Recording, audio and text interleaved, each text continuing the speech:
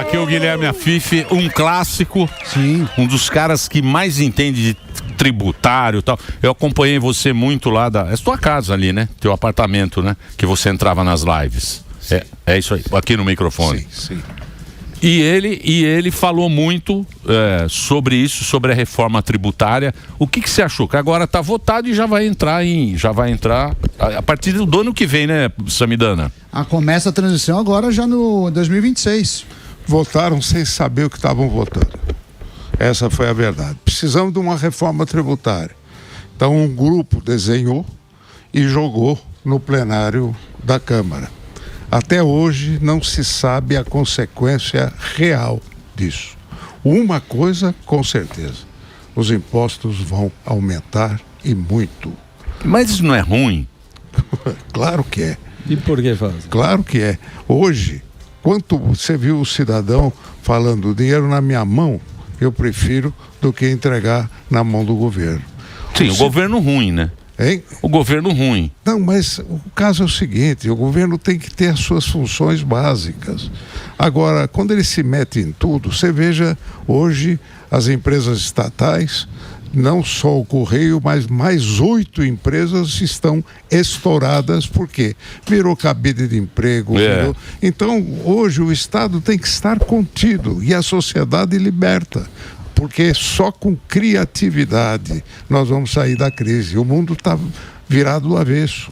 Nós estamos com mudanças profundas. Quem vai traçar o rumo? É o cidadão comum e a sua necessidade de sobrevivência no dia a dia. Que é isso que você viu o retrato. Quero ser PJ, não quero receber... Quer ter liberdade para... Ou o custo de você contratar alguém é um absurdo.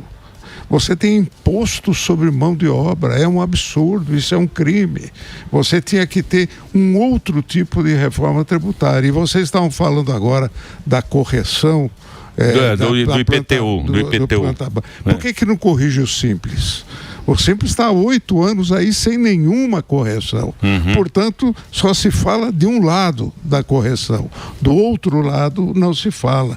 Então, se ganha nas costas da inflação em cima do cidadão. Ô Guilherme, deixa eu perguntar, eu lembro que você foi candidato à presidência da República tal, e você tinha uma ideia que era o imposto único, era sua, não era isso? Não era minha, porém eu sou adepto da bandeira. Por quê? O imposto de transação, que era o antigo IOF, ele teria que vir para substituir todos os impostos. Então, seria substituir para não ter imposto declaratório, ter um imposto simplificado, cobrado sobre a movimentação financeira. E aí você pergunta, e a progressividade do imposto? Não, é a proporcionalidade do imposto. Quem gira mais, paga mais. Quem gira menos, paga menos. Já está feita a justiça tributária nesse caso. A tese inicial lá do Guedes, inclusive, vamos substituir o imposto sobre mão de obra por um imposto sobre transação. Porque aí você pega até a economia informal. Mas aí fizeram uma onda contra, né? Até porque o imposto de transação revela o dinheiro escondido. Então, mas o CPMF foi uma enganação para o povo, porque era prometido para a saúde. Sim. Até o ministro, como é que eles usaram o Adib Jatene. Adib Jatene, que era um grande médico. Sim, ele ia lá e falava, agora virá um imposto para a saúde, teremos saúde e tal. Você falou, nossa, que legal, quero o CPMF. Meter o CPMF, não foi para a saúde, desviaram o dinheiro. Usaram a credibilidade do Adib, e aí foi 171. Desviaram o dinheiro. Que tudo é assim, né? Infelizmente, você tem que ter uma vigília permanente sobre o aspecto do imposto.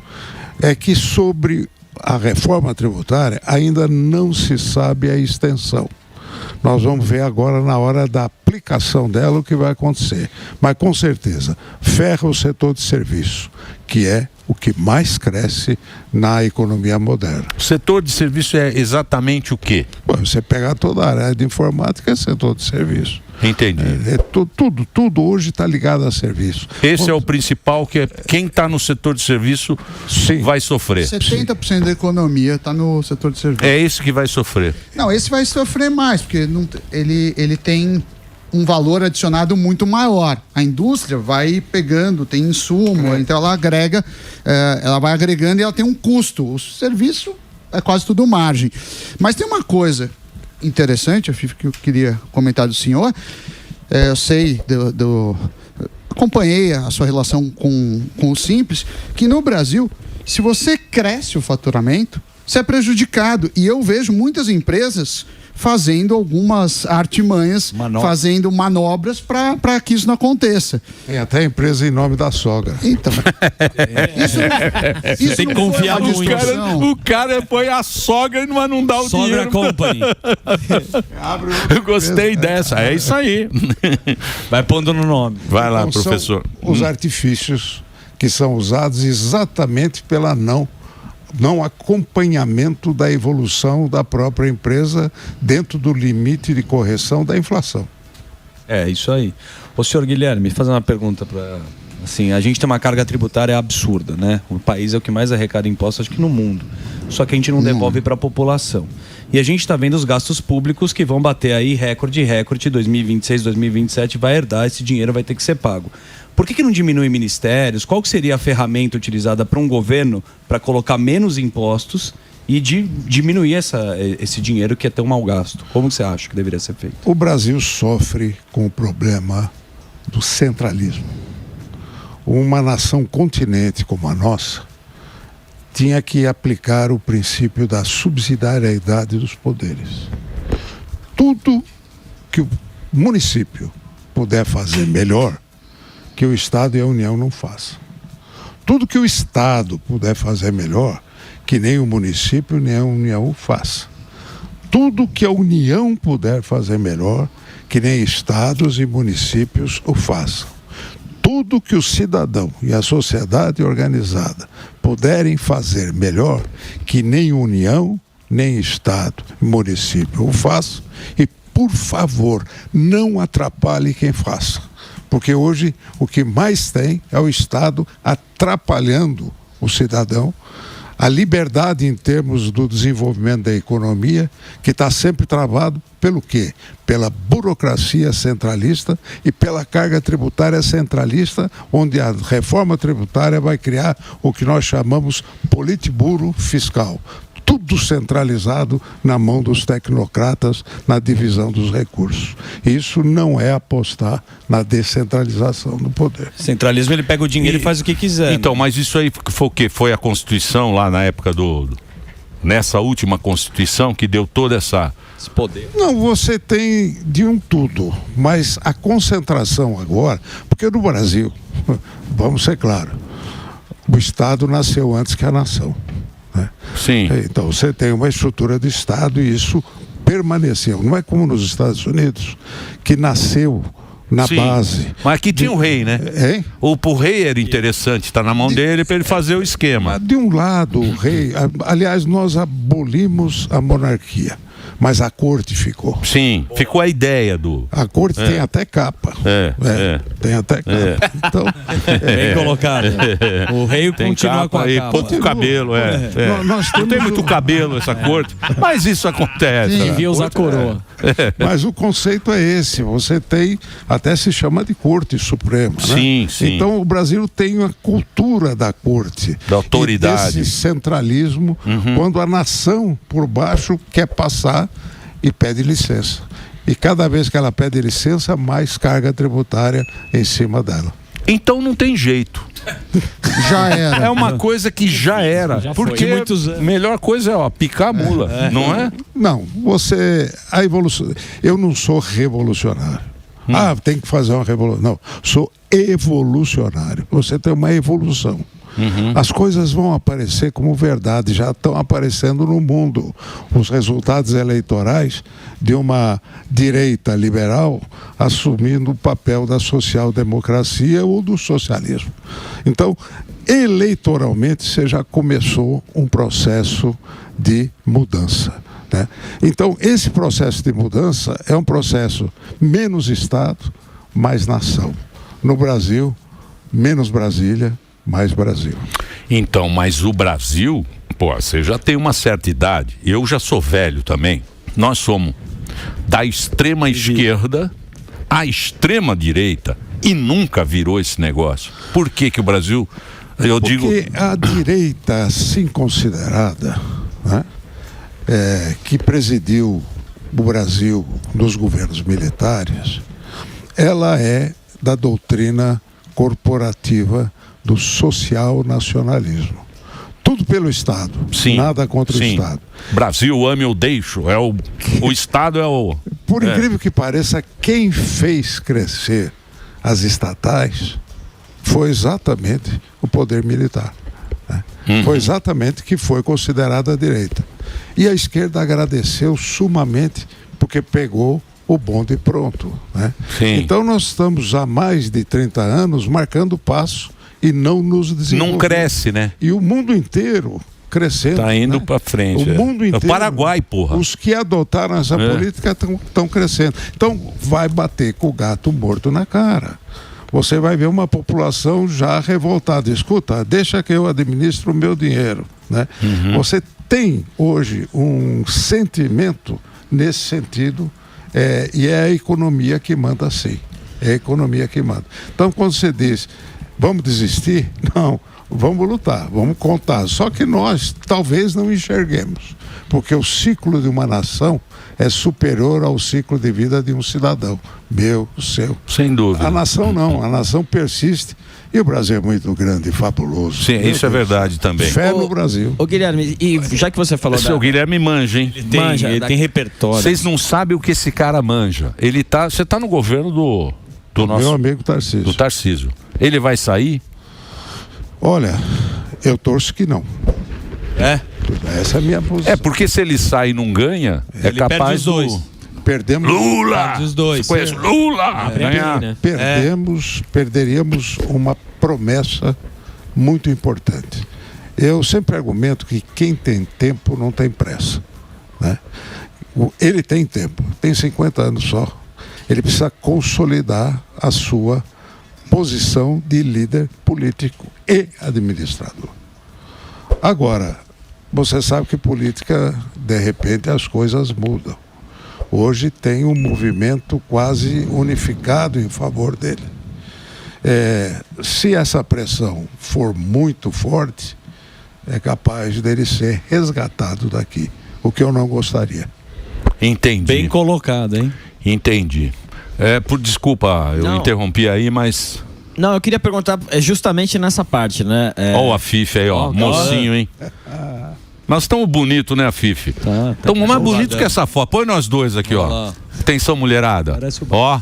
Ó, Hein? Porra, que é isso, hein? Tamo um galã ainda. Que vai lá, ó. Eu ia... Tamo um galã. Ó aí, ó.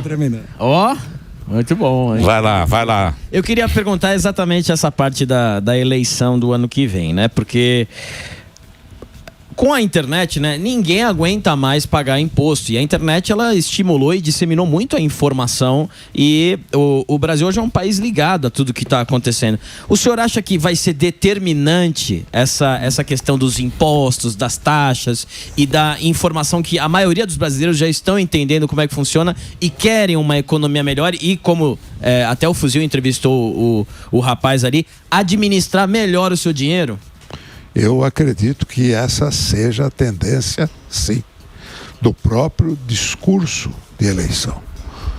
Atualmente, o governo está na contramão, porque ele está na mão do gasto público coberto com aumento de carga tributária.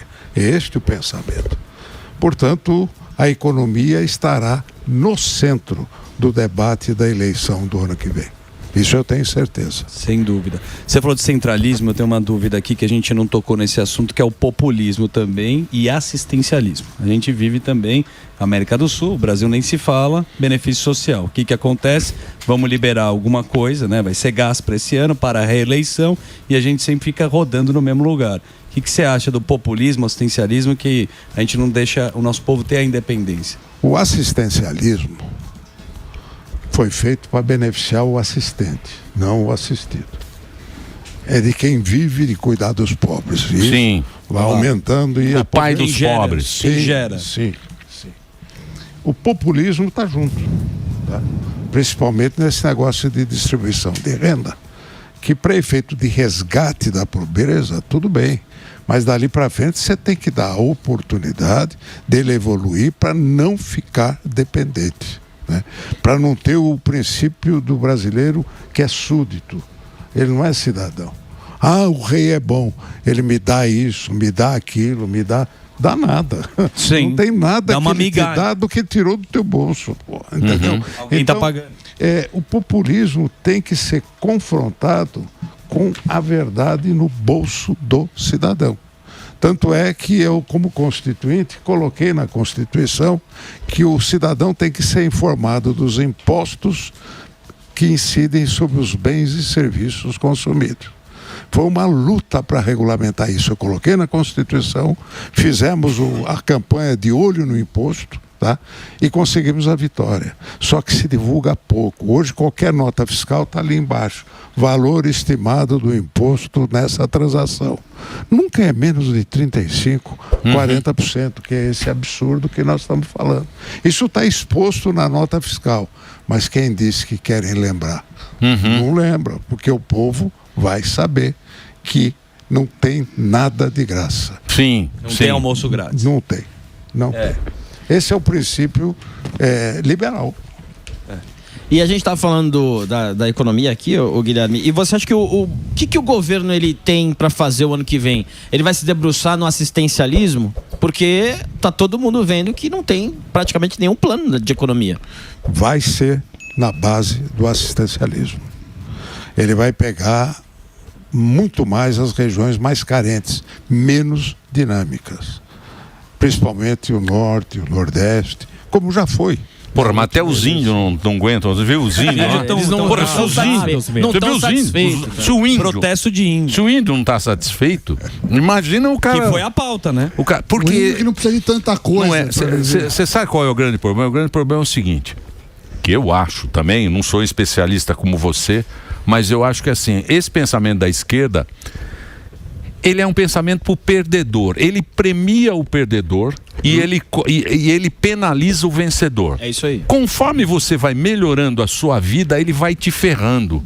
E aí, quando você melhora, você trabalhou, você pagou imposto, você fez tudo direitinho, você tá melhor, o cara tá te ferrando o tempo inteiro. Não, e aí você fala, e ele tá premiando aquele cara que não faz nada. Que não É prospera. injusto. O que É não injusto. prospera. É uma mentira que hoje em dia caiu a bigorna da realidade, porque eles estão há 30 anos na mesma conversa. Eu acho que a pessoa quer mudar, né? Eu acredito na mudança. Acredito que vem mudança por aí. Está acontecendo no mundo inteiro. Tô falando olhar a corrente anti-status quo. E o status quo foi um socialismo ou mais radical, ou um socialismo moderado, que seria a social-democracia. O modelo esgotou. O povo não aguenta mais esse discurso. Então, porque foi muito à esquerda, né? Foi. Hoje em dia, se você pegar a social-democrata, é tudo meio comuna. É tudo meio... Só não tem um esquema comunista, mas é tudo meio... Assumiram. Assumiram.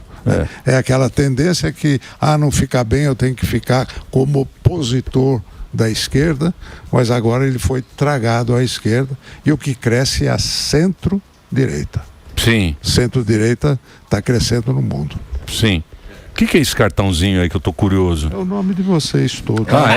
Pensei que era uma dica de filme. Emílio, Daniel Zuckerman. o Samidan. É isso aí, o Alba e o Gueré. É isso aí. E o Fuzil. É isso aí. Viu? Tem pergunta? O Albeta é o nosso homem da política aqui. Eu ó. gosto. É. Eu gosto nosso bastante. extrema direita. Eu queria perguntar pro Guilherme o que ele acha das das fortunas que saem do Brasil, né? Porque isso tá sendo algo mais corriqueiro, os empresários cada vez mais saindo do Brasil devido à impossibilidade de você abrir uma empresa aqui, sendo que você é visto sempre como malvado. O que o senhor acha disso? Na verdade, você tem... primeiro, quem tem fé no Brasil não sai. Não sai. E a fé no Brasil é exatamente você entender os mecanismos que nos colocam numa posição privilegiada no mundo hoje, né? O Brasil é solo, subsolo, sol, né? Então, o Brasil na agricultura, na mineração, ninguém segura. Você vê que pode fazer restrição que o processo vem. Isso eu falava na campanha presidencial há mais de 30 anos atrás.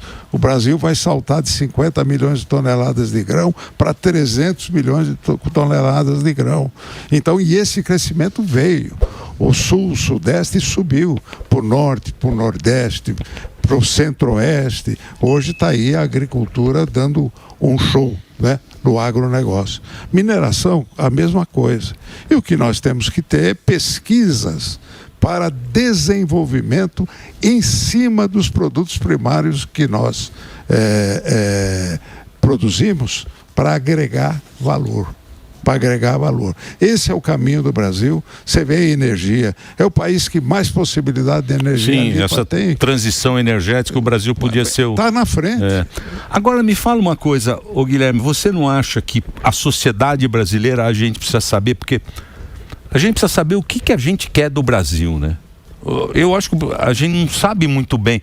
O Brasil, a gente fala, o Brasil é mais ou menos. País do futuro. É, o país do futuro, sempre. Mas não se sabe o que o brasileiro quer do Brasil. Concordo. Né? Eu acho que é uma coisa de toda a sociedade, né? De todo mundo ter... Mas também não tem muito exemplo legal, porque os caras vão para lá e roubam. Né? Hoje, a grande discussão, porque hoje nós estamos discutindo quem. Exatamente. Na verdade, nós temos que discutir o quê. Boa. Tá? O quê exatamente, se você é conservador, se você é liberal na economia, conservador nos costumes, coloque o rol do que se pretende para pegar um candidato que assuma aquilo como um plano de nação. O sujeito é eleito com o compromisso de falar o que ele quer fazer. Eu tive a grande oportunidade de fazer isso como candidato à presidência da República. Eu tinha um programa, foi o primeiro programa liberal. E sabe quem escreveu o programa econômico? Paulo Guedes. Olá. Eu lembro, porque você era um cara assim meio... porque tinha direita e esquerda. Foi que ano? Foi em 89, 89. Né? E tinha muito candidato, né? Tinha muito candidato. Foi para o segundo turno com 14%. Eu cheguei a encostar 14%, aí depois o sistema... o sistema é... Claro. O sistema é cruel, o sistema, né? ele, se você não... Que é onde está incrustado os chupins da República, né? É o sistema. Que é o outro Brasil, né? É outro. A gente tem esse Brasil que de pagar imposto, tal, não sei o quê, e tem esse, que é a corte. O Brasil, ele é dividido, você pegar eu sempre preguei isso, do Triângulo de Ferro. Na base da pirâmide está o que eu chamo de economia informal, né? Por isso que eu criei o MEI. O MEI é invenção... Dedê, esse homem que está aqui... Vocês que têm o MEIzinho, é esse homem aqui, ó. Uma salva de palmas para ele. O homem do MEI. Homem do meio. Então, ali está o que nós chamamos de economia informal de mercado, que ali é mercado que funciona. No meio da pirâmide é a economia de mercado, onde estão pequenas, médias e grandes empresas concorrendo em regime de mercado, sem privilégio. E na cúpula, lá em cima da pirâmide, que eu chamo de Triângulo de Ferro, no alto está a estatocracia.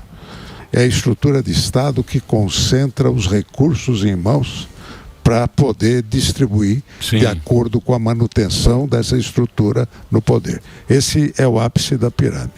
Do lado esquerdo está ali o estranho capitalista brasileiro, que só tem a lista, porque porque o capital ele vai buscar nos fundos públicos manuseados pela burocracia. BNDES, essas coisas. É o caso do produtor de carne aí, né? Sim, sim. Então, tem as empresas, elas trabalham em oligopólio, não trabalham em regime de mercado. Eles têm que sempre ter a proteção do Os governo. amigos do Estado. Domina o mercado e não deixa os outros Do lado direito está o político à carta de votos, financiado pela turma do lado esquerdo, os empresários sem capital, tá? E ajudado pela burocracia na expansão da máquina pública para receber parentes, amigos, apaniguados, todos aboletados dentro da máquina pública. Sim. Como é que você quebra esse triângulo? Começa pela representatividade. Eu sou a favor do voto distrital. Diz que vão votar agora, né? Eu estou trabalhando nisso. Estou trabalhando, porque tem lógica. Você tem que desmontar a estrutura pela representatividade. Mas eles têm medo dos caras que ganham no Twitter, na rede social. Isso aí diz que é para o Nicolas lá, para essa turma. Mas o problema, sabe qual é o problema dos Nicolas da vida? É que ele, pela votação que ele tem, ele puxa na rabeta do voto 5, 6, que não tem compromisso com nada. Estão lá para negociar a emenda. Entendi. Mais uma pergunta. Vocês falaram do meio, eu tenho uma curiosidade, que é o seguinte, o empresário que prospera no Brasil, que ele começa pequeno, algum momento vai aumentar esse imposto, e aí usam-se ferramentas financeiras que o Samidana sabe muito bem. Quando o cara cresce, ele vai lá e faz uma holding, ele vai para outro país, ele abre várias empresas em nomes de CNPJs e CPFs diferentes. Como é que faz para você crescer e conseguir pagar seu imposto digno, você que criou o MEI também? No microfone, por favor. No mic aqui, por gentileza. Dentro do Simples, que carece hoje de correção, nós construímos uma escada para ele ir subindo sem pular de faixa. Por exemplo, ele está com uma faixa em que o imposto que ele recolhe é 5. Se ele pula de faixa, vai para o 7. Então, o que nós fizemos? Ele continua no 5 até aquele momento e paga a diferença para o 7 sobre o crescimento que ele teve. Mas a base ele continua pagando o mesmo. Então, é uma rampa que eu até usava o fenômeno da piracema, né? Que é deixar o peixe subir a cachoeira para poder desovar. Se você põe degrau, ele não sobe e não desova. Então você tem que ter uma rampa suave para que ele possa crescer e aí se tornar adulto, né? Se eu tô uma empresa parruda que tem condição de fazer o seu planejamento tributário, etc. Mas os pequenininhos já têm uma rampa construída. E o meu temor agora é que eles não falam, não, simples ninguém vai mexer. Vão mexer sim. Esse é que é o problema. Vão mexer sim, mas não está aparente ainda. Eles não querem que toque no assunto, até porque tem eleição ano que vem. É isso aí. Mas vão mexer, bonito. Ô Guilherme, vou agradecer muito. Legal. Você deu uma aula aqui, a audiência ficou encantada aqui com o seu papo. Eu tinha certeza que você é um cara que acrescenta muita coisa pra gente aqui, de informação pro público. E trocar ideia aqui no programa. Espero que você volte aqui para a gente trocar mais ideias e para levar informação aí, porque muita coisa pro ano que vem principalmente para quem tem pequena empresa, não sabe direito o que vai ser o ano que vem, né? Que é ano de Copa, ano de eleição, ano de entrar aí. Espero que você volte aqui para a gente levar informação para nossa audiência. Vamos sobreviver, se Deus quiser.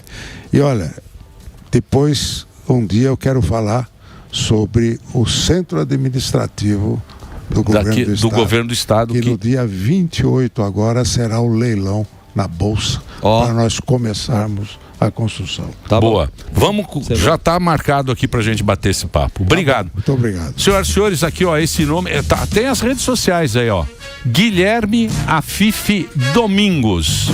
Pode entrar aí nas redes sociais, Guilherme Afife Domingos, esse craque aqui, empresário, um cara que manja tudo aí de tributos e foi candidato. Um craque.